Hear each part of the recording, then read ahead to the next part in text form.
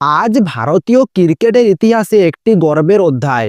আরও একবার আন্ডার-19 বিশ্বকাপে জিতল ভারত। এই নিয়ে মোট 6বার জুনিয়র বিশ্ব চ্যাম্পিয়ন ভারত। কিন্তু শুধু এটুকুই নয়, গত 3 বছরে ভারতের ঘরে এসেছে 5টি বিশ্বকাপ ট্রফি। পুরুষ, মহিলা, সিনিয়র এবং জুনিয়র ট্রফি সব জায়গাতে ভারতের জয় জয়কার।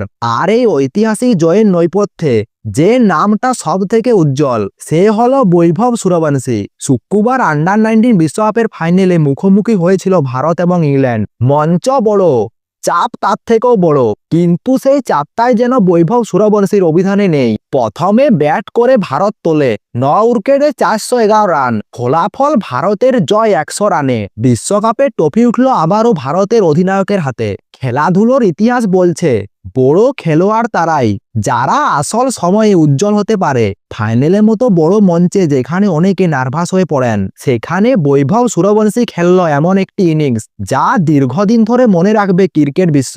80 বলে 175 রান, 15টি 4 এবং 15টি 6।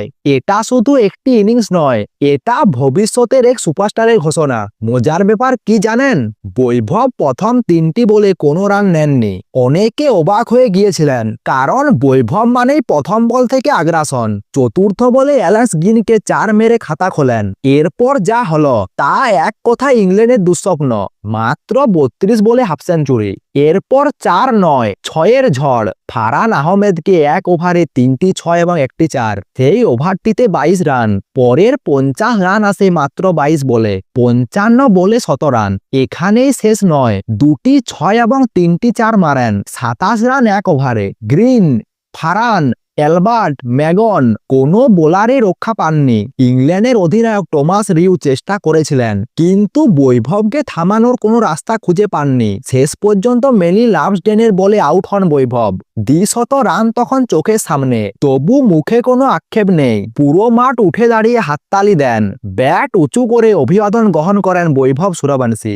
ভারত শুরুতেই হারায় সেই ফাইনালের নায়ক অ্যারন জর্জকে। 3 নম্বরে নামেন অধিনায়ক আয়ুষ মাত্রে। তিনি 50 রান করে মূলত বৈভবের তাণ্ডব উপভোগ করেন। এরপর বেদান্ত ত্রিবেদী 32 রান করেন। বাঙালি ক্রিকেট প্রেমীদের নজর ছিল অভিজ্ঞান কুণ্ডুর দিকে। তিনি 6টি 4, 1টি 6, 31 বলে 40 রান করেন।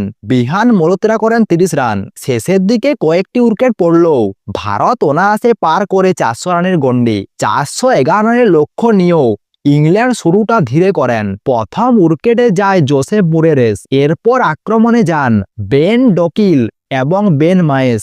এই জুটিতে আসে 78 রান। মায়েস ফেরার পরও ডকিল এবং অধিনায়ক রিউ চেষ্টা চালিয়ে যান, কিন্তু এই দুজন ফিরতেই ইংল্যান্ড কার্যত ভেঙে পড়ে। 9 বলের মধ্যে 4টি উইকেট। সেখানেই শেষ হয়ে যায় ম্যাচ। শুরুতে কিছুটা মার খেলেও দারুণ কামব্যাক করেন দীপেশ দেবেন্দ্র। পরপর ফেরান ফারহান এবং ম্যাগনকে। রান আউট হন রালফি।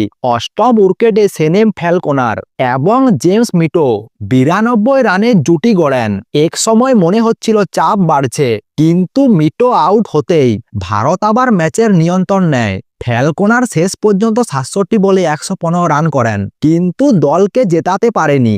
এই নিয়ে 6বার আন্ডার-19 বিশ্বকাপের জয় ভারতের। টানা 6বার ফাইনাল। এক সময় এই দলকে নিয়ে প্রশ্ন উঠেছিল, দ্বিপাক্ষিক সিরিজ না খেলেই শুধু আইসিসি টুর্নামেন্ট খেলছে তারা।